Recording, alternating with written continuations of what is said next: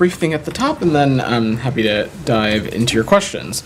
So, over the last 9 months, the humanitarian situation in Gaza has been dire. And from the beginning of the war until now, the U.S. government has been committed to getting aid into the Gaza Strip through every possible means, whether by land, air, or sea. The creation of the maritime pier was helped to address this situation. Despite weather-induced limitations, nearly 19 million pounds of assistance, including food and shelter supplies, entered Gaza through the pier. This is equivalent of enough assistance to feed 450,000 people for 1 month.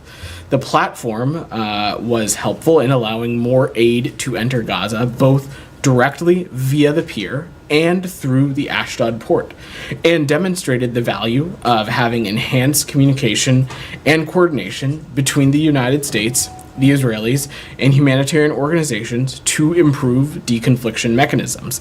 This coordination cell, which supported humanitarian maritime operations, has demonstrated that ongoing coordination between multinational and humanitarian organizations is vital. It is vital to the efforts to improve aid worker safety. In turn, creating a safer environment for aid workers will help humanitarian partners get assistance to people in the greatest need across Gaza. This model of coordination has now been agreed upon by the government of Israel and to be extended to all of Gaza. This new process will allow for safer movement of aid deliveries through all crossings, to include the vital land crossing we desperately need to be fully operational. The needs in Gaza are staggering, and the humanitarian conditions in Gaza are unacceptable, and very significant challenges remain for delivering sufficient life-saving humanitarian assistance to Gaza, including the closure of multiple land crossings, insecurity, and logistical and capacity constraints. From the early days following October 7th, the President, the Secretary of State, and the U.S. government worked to open crossings and to facilitate humanitarian assistance, and we will continue to press for the conditions to ensure the safety of humanitarian actors and activities, open additional land crossing, remove impediments to the delivery of humanitarian aid, and do far more to prevent the innocent loss of lives and the killing of innocent civilians, including, of course, humanitarian workers. We know that more aid needs to get to civilians in Gaza, which is why we are continuing to work around the clock to broker a ceasefire agreement that would allow for a massive surge in aid to all in need and to see the hostages come home.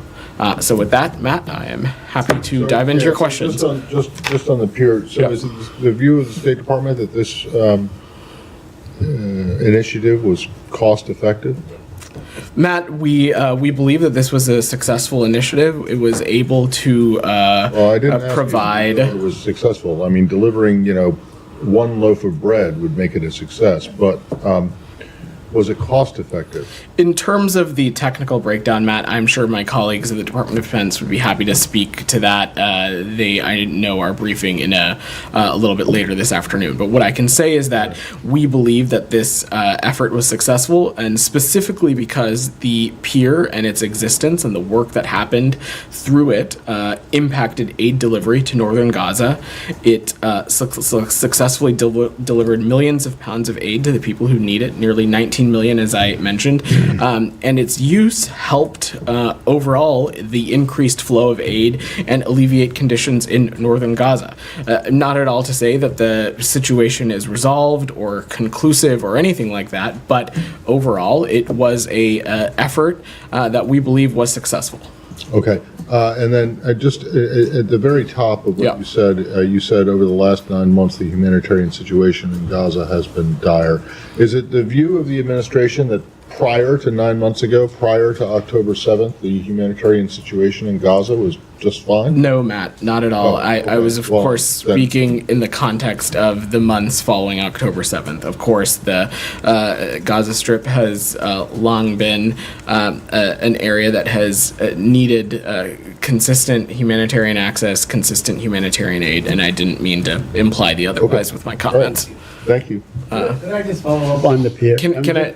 Sure. Yeah, I'll come back to you, Jenny. I'm sorry. I'll defer to Jenny. Sure. But on the pier, did it meet its goals? I mean, its goals as defined and so on. You believe that it met its goals? I know you mentioned that it fed 400,000 Palestinians for 1 month. That's 1/5 of the population for 1 month. But that was exactly the intended goal, that it will feed 400,000 Palestinians for 1 month? Sorry, there was not a technical goal or a logistics or a inflow or a throughput goal. What we are talking about, and when the president announced this at the State of the Union, what we were talking about was a all of U.S. government effort to ensure that we were leaving no stone unturned and that we were looking at the issue of getting more humanitarian aid into Gaza through every angle. That includes land crossings, that includes airdrops, that included this pier option as well. That's what this is about, is us trying to pursue every possible alternative to ensure that we can get humanitarian aid into Gaza. And in that effort, this pier was successful for all the reasons that I laid out. Now, certainly, as I said to Matt, the humanitarian situation in Gaza continues to be dire, and we will continue to work with humanitarian partners, with partners in Israel, partners across the region, to look at what other avenues are at our disposal to get humanitarian aid into Gaza. I believe Ashdod Port will continue to play an important role, especially for aid that is moving through Cyprus. We'll continue to work closely with our partners in Israel and others in the region to do everything we can to get more land crossings open. So this is not at all not at all to say that the humanitarian picture in Gaza is perfect. What I mean to say is that this pier served a purpose. We believe that purpose was successful in what it was able to accomplish, and we will continue to work hand in hand with partners at USAID, at the Pentagon, and the region to make sure that there are other avenues being looked at also. I defer to Jennifer, then I'll take my turn. Sure. Afterwards. Jen, go ahead. Was this aid actually distributed within Gaza, Vedant? Because WFP had to suspend its operations due to security issues, and I know they did a one-off thing to move it all to their warehouses, but was it actually distributed to the people? My understanding is that there has been, some of the aid has been able to be distributed. I would defer to USAID and humanitarian partners to, again, speak to the specific throughput. But yeah, I don't have any updates on that beyond. And then the coordination cell you mentioned, when did the Israeli government agree to? I don't have any specifics on diplomatic engagements on that, Jenny. I will just know that this is separate than the cell that we have talked about previously. When So this is a new cell? Correct. This is specifically catered around humanitarian aid and as a outproduct of this pier. Isn't this something that the Israelis had said they were going to be working on after the deadly strike on the World Central Kitchen convoy? It's something that we continue to engage on with the Israelis when it comes to ensuring that there's clear coordination. And like I said, this is a separate endeavor than was being talked about then. Are there any updates on the opening of the Rafah crossing? Where do those discussions? I have no updates for you. Again, we've talked about this before. Obviously, the closure of the Rafah border crossing is a logistical hurdle, but also, we've talked about this before, was an important conduit for humanitarian aid. We're continuing to work and have discussions around that. But broadly, we are doing everything we can to get a ceasefire agreement across the finish line, because we continue to believe that it is the most potent way to get a surge of humanitarian aid into the Gaza Strip.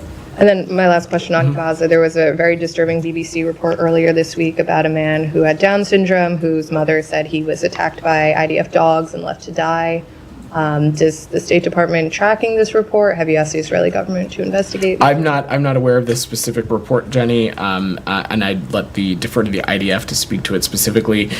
Broadly, though, not speaking to this specific instance, it has been our clear call that rules of engagement, that protections for civilians be respected and abided by throughout the course of this conflict. But I don't have much about this specific incident, but I'm happy to check.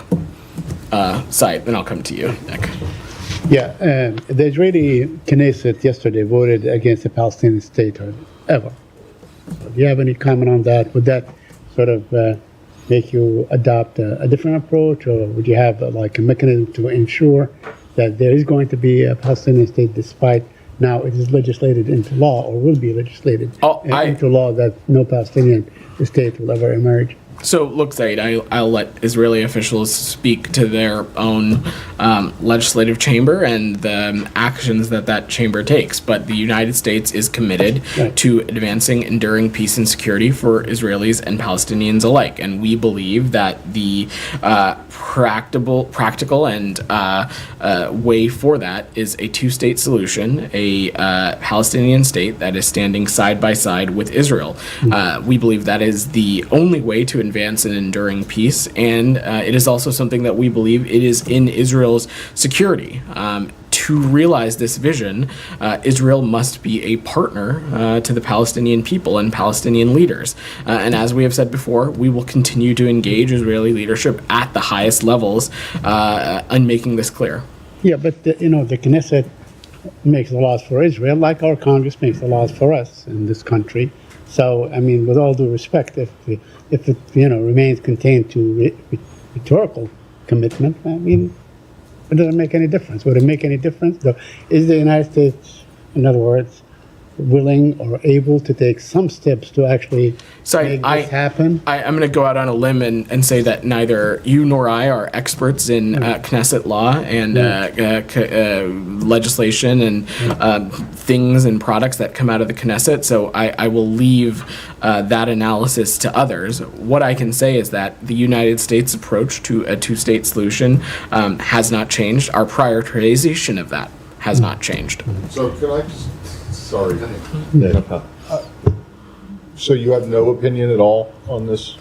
We certainly have an opinion, Matt. What I don't have is an analysis. What is it?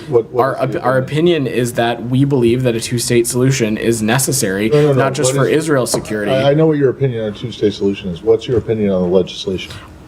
I think it can be safely implied that a piece of legislation that is in opposition to a two-state solution is not something that we would be thrilled about. But again, I don't have the expertise or the analysis of this legislation to know what bearing it would have on the overall process. What I can say, though, Matt, is that this is something that we're going to continue to engage directly with Israeli leaders on. We believe that this is the direct and most credible and real path forward for Israel's security to get the region out of an endless cycle of violence. And that's why we have continued to call on a two-state solution being a cornerstone of every iteration and conversation that we have when we talk about the future of this region and the future of the Israeli and the Palestinian people. Okay, but I'm just, it's interesting to me that you don't want to come out, you wouldn't come out and say, right, this off the top, in response to the first question, that this is something that you oppose, and that this is not, because I can recall less than 2 months ago, you guys weighing in very significantly on Georgia's parliament passing a law that you didn't like, on Uganda's parliament passing an anti-LGBTQ law that you didn't like, and there was no reticence at all, Matt, for you guys to call it out. And now it's like pulling teeth to get you to say something. I don't think it's like pulling teeth. This is something that my understanding is just passed earlier today or within the past 24 hours. What the full contents of this legislation are, I certainly haven't had time to read it. I can't imagine Said or you have either, Matt. Correct me if I'm wrong. That being said, our long-standing position on a two-state solution is quite clear, and we believe it continues to be the only way to advance enduring peace. And it's something that we have made clear with Israeli officials across its government, and it's something that we will continue to make clear across. All right, fair enough. But I don't think that you can cite chapter and verse of the Georgia law or the Uganda law either. So don't, you throw it back and say, well, you haven't read it. We know what's Matt, the essential outline, which is basically what you knew about the two laws that I just mentioned in other countries. These are different circumstances, different countries. I think these are a little bit apples and oranges. The point is that you are not shy about weighing in and other countries' legislatures' decisions or votes. And in this case, we are not shy about making clear that how vital we believe a two-state solution to be about being the only way for an enduring peace. Nick's patiently been waiting. I have a couple more questions. I'm sorry, I will come to okay, all right, go ahead, Said. But I just want to ask you a couple more. Yeah. The Mossad leader, the Israeli intelligence leader, said that Netanyahu is really intent on thwarting any deal. Do you have any comment on that? Did you hear the Mossad chief, what he said, and so on? So for obvious reasons, Saeed, I'm not going to negotiate or speak about the deliberative process from up here. What I can say is that we're working to get a deal. We're working to get a ceasefire and bring the hostages home, and we continue to believe a diplomatic resolution is achievable and urgent. We're hopeful about the direction that things are progressing in, and we believe, as I said, something is achievable. But I'm not going to get more specific or offer commentary beyond that. But Mr. Barnea, the head of the Mossad, is the guy who is really heading the negotiations. So he knows exactly what's going on. He knows that his prime minister is not allowing him to go forward with the deal. You don't have a comment on that? I'm just not going to negotiate on this process in public, Said. That would be unhelpful to the process. What I can say is that we are hopeful about the direction that things are progressing in. We believe a deal is both achievable. It's something that we have been working around the clock. It's an urgent priority for Secretary Blinken, and this is something that we're working to get across the finish line. But I don't have more for you. Anything else on the region before I let Nick go? Go ahead, Nick. This is on Iran. Okay, go ahead. States re-up the 4-month sanctions waiver for Iraq to buy electricity from Iran without being subject to sanctions. It's now really a good time to be granting or extending sanction waivers when Iran is plotting to assassinate the former president and others. And what, if any, ramifications will Iran face for that? So, what ramifications it will face for plotting to assassinate? Okay, US officials these are for two separate questions. First, let me just say on the issue with Iraq, what this is about is this is something we have renewed this waiver for the 22nd time, and it is about the department permitting Iraq to purchase Iranian electricity while Iraq continues to develop its domestic generation capacity and continuing to create its own independence off of Iranian energy. These waivers are short-term and they're stopgap measures to provide energy stability. That's ultimately what this is about, is we want the Iraqi people, as we would want in any country, to have access to consistent, safe energy, which is vital to so many civilian infrastructure projects, civilian establishments. It probably would be a waste of time for me to list them off. Simultaneously, though, Nick, we are also encouraging the Iraqi government to take meaningful steps to accelerate its efforts to wean itself off of Iranian energy sources. And over the past number of years, we have also seen that. Currently, our estimates are that it relies on Iran for about 25% of its energy. Just a few years ago, that number was 40%. And in recent years, we have seen our partners in Iraq double its capacity for its own electrical generation. So we are seeing progress and steps in the right direction, and we want to continue to see a clear plan, including realistic and measurable milestones. Now, Nick, separately on the other question that you mentioned, the Department of Homeland Security and the Department of Justice can speak to questions pertaining to the attempted assassination of former President Trump, as well as how other threats may or may not impact efforts that are undertaken to protect the former president. We're going to continue to do what is necessary to protect our people, protect our interests from threats emanating from Iran. That, of course, includes protecting former officials from any threats that may potentially emanate from Iran. And you have seen us not hesitate to take appropriate actions against the Iranian regime or its proxies when American interests, its people, or American officials have been threatened or been put in harm's way. And that continues to be the case. And for obvious reasons, it should be no surprise to you. I'm not going to preview what actions and steps we would take from up here. Follow up on that. Go ahead, Alex. The White House this morning said that the threat is credible. So if it's credible, I think back to Nick's original question, what actions are you taking to, first of all, deter it, second, to make Iran pay price? So in answering, I addressed this when speaking to Nick's question, Alex. I'm not going to speak to actions from up here. I'm not going to preview to them. That would be not in the interest of our national security. What I can say, though, is that we will not hesitate to take appropriate action to hold the Iranian regime accountable and to ensure that we're doing whatever is necessary to protect our people, including former officials, and to protect our interests from threats that are emanating from Iran. Has the U.S. government reached out to Iranian new leadership? I'm just not going to tell them. I don't have any. I don't have any diplomatic conversations to read out. We've made this message. Quite clear.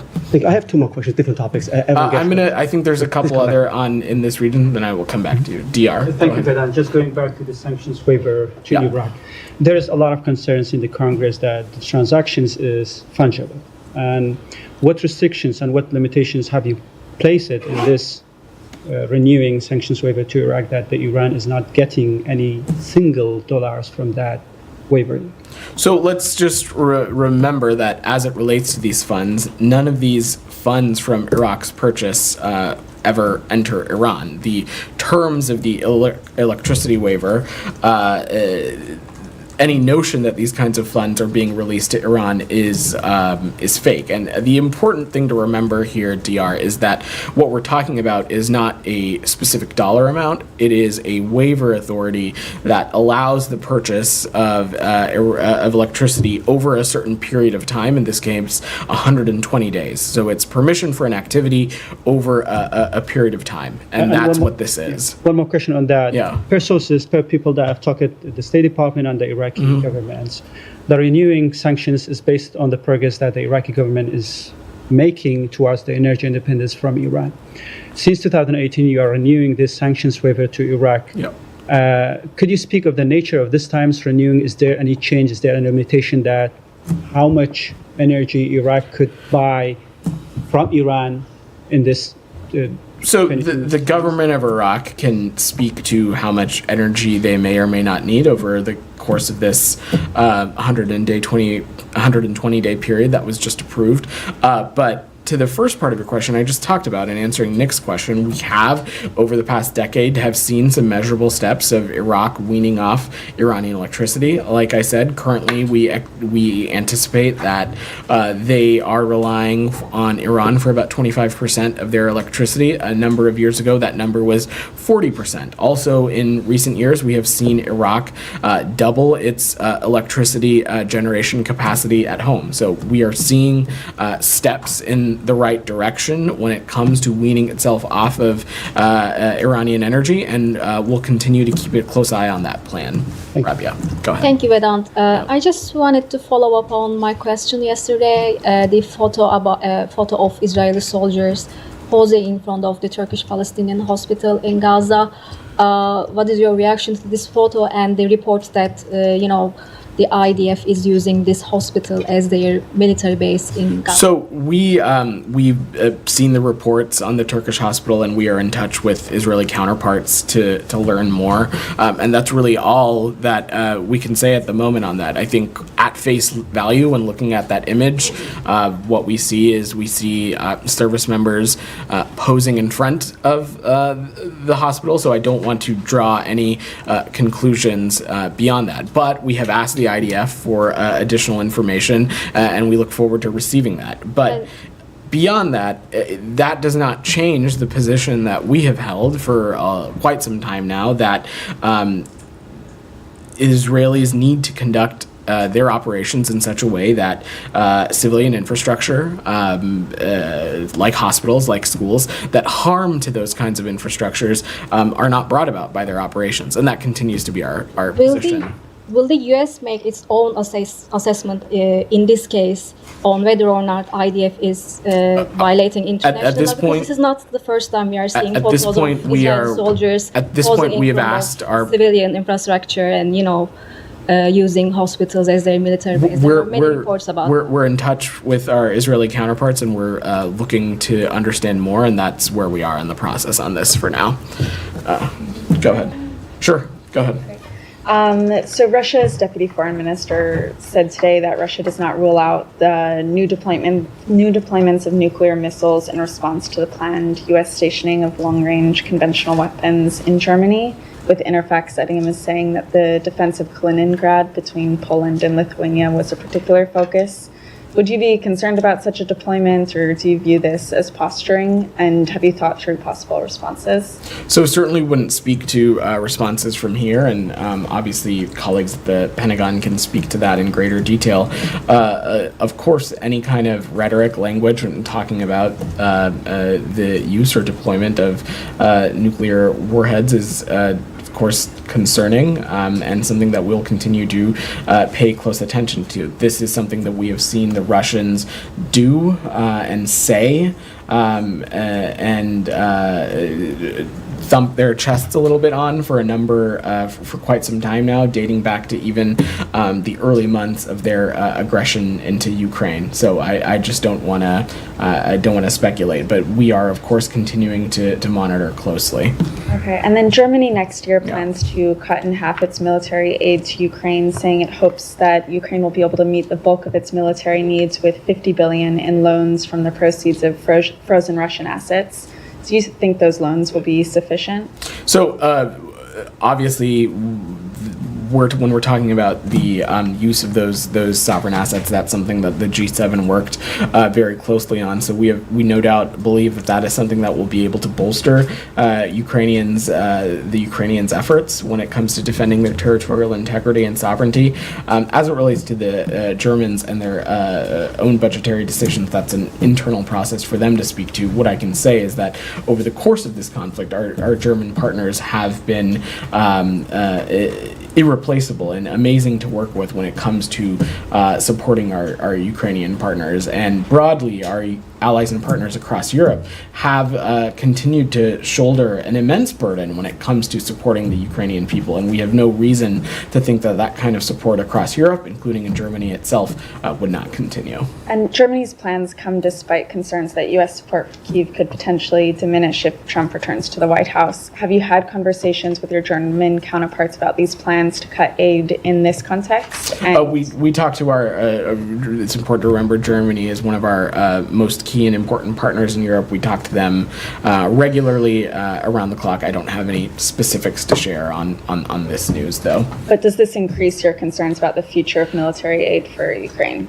Like I just said, we have no reason to believe that aid from across Europe will not continue to be robust in supporting our Ukrainian partners. Leaders of these European countries have themselves said that, including Chancellor Scholz. And the United States has also, since the passage of the supplemental, we also have continued to show our support to our Ukrainian partners through PDAs and other kinds of support, and we have no reason to think that won't continue over the coming months as well. Okay, sorry, just quickly on Evan Gershkovich. His trial moves quickly through the witness testimony behind closed doors today. Was the embassy able to have access to his trial, and when was the last time the U.S. had contact with him? Sure. And then what's the latest on a potential prisoner exchange for him and Paul Whelan? So a couple of things. First, we are obviously watching this trial very closely.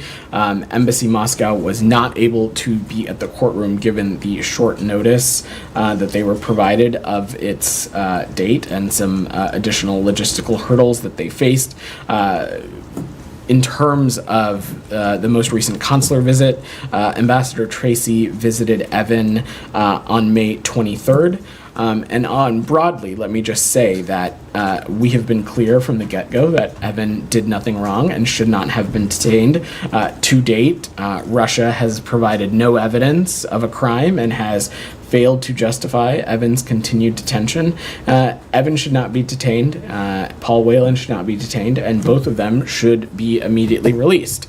As it relates to where we are in the process, I'm not going to speak to negotiations in public. We are seeking the release of Evan Gershkovich and Paul Whelan as soon as possible. The timeline of the trial and what route that takes does not have a bearing and has no impact on the urgency that the United States has been prioritizing in this effort. We want both of them home immediately, and will continue to work in this area until they're reunited with their loved ones. Go ahead, Thanks, Shannon. Badan. Follow up on that, actually. Yeah. So Evan Gershkovich is due in court again tomorrow. Will U.S. diplomats be on hand for that hearing or attempt to gain access? We will certainly attempt to gain access. I don't have any more specific than that, but I'm happy to check with the team in Moscow and see if we can follow up with you. Thank you. And the timeline of the trial that seems to have rocketed forward, does the State Department have any insight into why this timeline has been moved up? Is it because perhaps Russia is hoping to secure a deal? I don't have any assessment on why Russia moved the trial up to this month. What I can say is that this timeline, first, I think it's important for us to note from here that this whole legal process is a sham for Evan. He is being wrongfully detained. He did nothing wrong. We have been clear about that from the onset. Again, I will use this opportunity to echo that Russia has provided no evidence of a crime and failed to justify the reason behind Evan's detention. Now, that being said, this fake sham legal process that we are seeing play out has no bearing on the urgency that we have placed on seeking a release of Evan's detention and seeking a release for Paul Whelan as well, and we'll continue to work that process tirelessly. Can I follow up on that? Yeah, go When ahead. was the last time there was any active, substantive discussion between the U.S. and the Russians on this matter? It should be no surprise to you, I would not speak to those kinds of negotiations or process from up here. Has there been any other offers put on the table after the ones that you guys I'm just not publicly going to alluded to? negotiate in public. Thanks. Jenny, go ahead. Thank you, Vedant. North Korea. Recently, a series of North Korean diplomats overseas are defecting to friendly countries such as South Korea and the United States. The reason is said to be Kim Jong-un's pressure to fund nuclear and missile development. How do you view this situation? Well, it certainly should come as no surprise that there are people in North Korea who want to leave the crushing oppression of the DPRK regime. Specifically, though, Janny, I don't have anything to offer on the process. I'm sure our colleagues in the ROK MFA may have more to speak to any specific defections, but from our vantage point, should be no surprise that there are members of the North Korean community who want desperately to be somewhere where their basic human rights are protected, where they have ease of access to democracy and basic human principles and freedoms. In a past year and a half, 20 North Korean diplomats have defected to South Korea. How many North Korean defectors have recently come to the United States? I'm not aware of such a number. I'm not aware, but I'm happy to check with the team for you, Jenny. Thank you. Yeah. Thank you. Go ahead. Thank you, sir. Two questions, please. Thank you so much. One, as far as U.S. diplomacy and foreign policy is concerned, this senator story from New Jersey has become a global issue now. My question is that many countries may have affected or may have benefited from his being on a long time on a foreign policy or a committee on international committee on foreign policy issues. How the relations will be with those countries who may have benefited from his being on the committee on. So, Goyle, I appreciate your question, but I am just going to defer to the Department of Justice, given that continues to be an ongoing law enforcement matter. And second, sir, as far as U.S.-India relations again, Prime Minister Modi's visit to Moscow meeting with Russia's President Putin was criticized here, even by the Ukraine president and many others during the NATO summit in Washington. So how our the relations with the U.S. and India is concerned as far as the visit and NATO here is concerned today, if you have any talks with the Indian authorities or foreign minister or any others as far as his visit to Moscow is concerned? Well, look, broadly, India continues to be a country in which we partner with in a number of key areas, and that was clearly on display last summer when we hosted Prime Minister Modi for a state visit. But beyond that, in the context of Ukraine and Russia's ongoing aggression and its infringement on Ukraine's territorial integrity and sovereignty, we continue to ask all our partners, including India, to support efforts to realize an enduring and just peace for Ukraine. And we urge Russia to withdraw troops from Ukraine's sovereign territory. Go ahead. Thank you, sir. Thank you. It's a Bangladesh issue. Student demand quota issue is in danger now. They killed more than 50 people today, and on 16th, 7 people killed on 16th. So there's a big chaos going on there. What do you have? The Prime Minister is ordering police to kill students, innocent students. They are demanding for quota. Instead of your merit should be your knowledge, not the quota. So they are demanding a whole Bangladesh is in a chaos now. What do you have? What the United States of America stands for it? Matt spoke a little bit about this earlier in the week, so I will just echo that we're continuing to monitor the reports of violence from the ongoing protests in and around Dhaka. Freedom of expression and peaceful assembly are essential building blocks to any thriving democracy, and we condemn the recent acts of violence in Bangladesh. Our thoughts are with those who have been killed or injured by this, and we're continuing to rely on media and contacts on the ground for information. Number two is like military and BD are on the road. So do you have any comment on that? So again, we need to make sure that any kind of freedom of expression is happening safely and people are free from violence. That's something we're continuing to pay close attention to, but I don't have any additional updates on that. Thank you. Jalil, go ahead. Thank you very much, Vedant. First, a quick thank you from these 24 Pakistani girls who visited State Department just 2 weeks ago. It's a student program, STEM. They especially emailed me as well. These are some unrecognized State Department's workers who play a wonderful role in doing these projects and something the U.S. government does for these poor countries. So thank you on behalf of them. Just 2 questions. 50,000 Afghans in Pakistan are waiting to be brought to the U.S. $20 million, according to my banking information, is every month is spent on them by the State Department. Your comment on that, whether it's a good use of the taxpayers' amount, and also whether you are aware that these individuals that are there, they're involved in some anti-state activities in Pakistan. Are you talking about specifically those who are SIV? Those 50,000, not those millions of Afghans. Those specifically 50,000 Afghans that the U.S. has.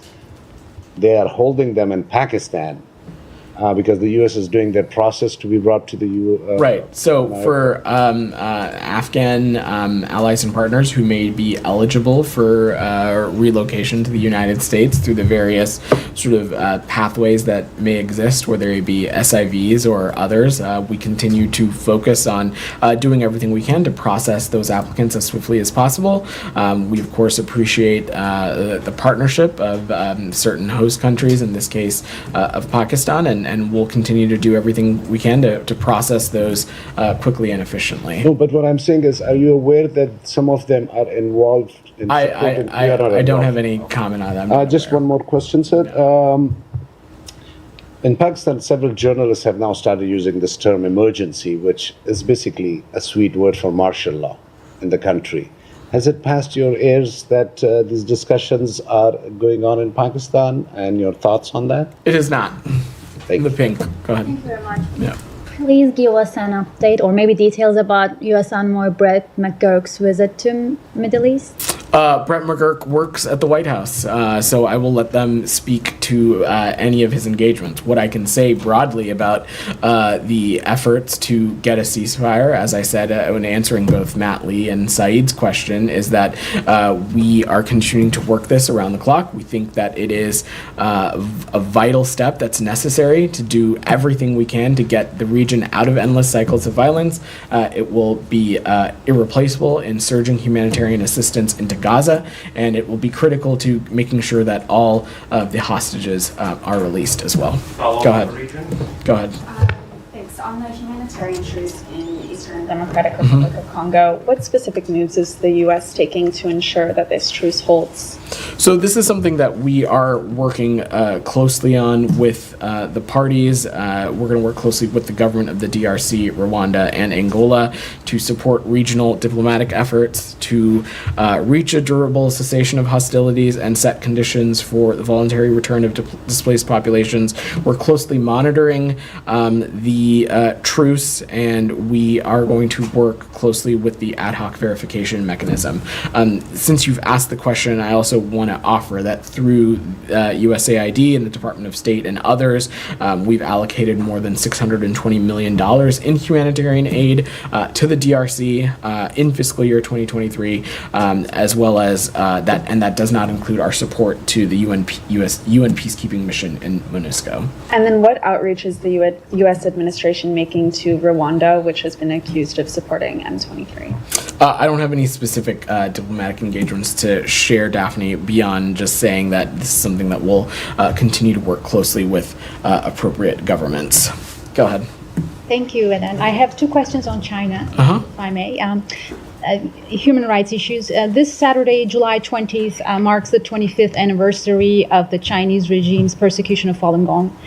Will the State Department take any action against Beijing to mark this occasion?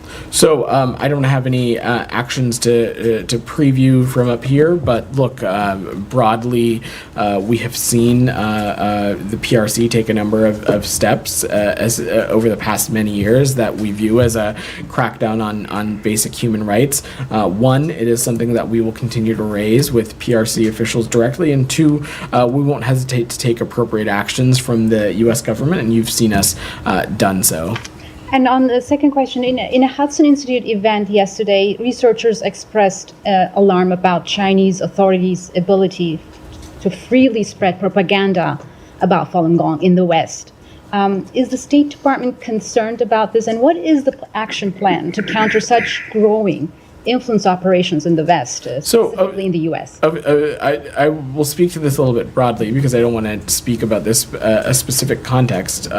We continue to see, of course, that we are very vigilant about the threat that of certain countries pose when it comes to spreading misinformation and disinformation, not just within their own countries, but in other countries.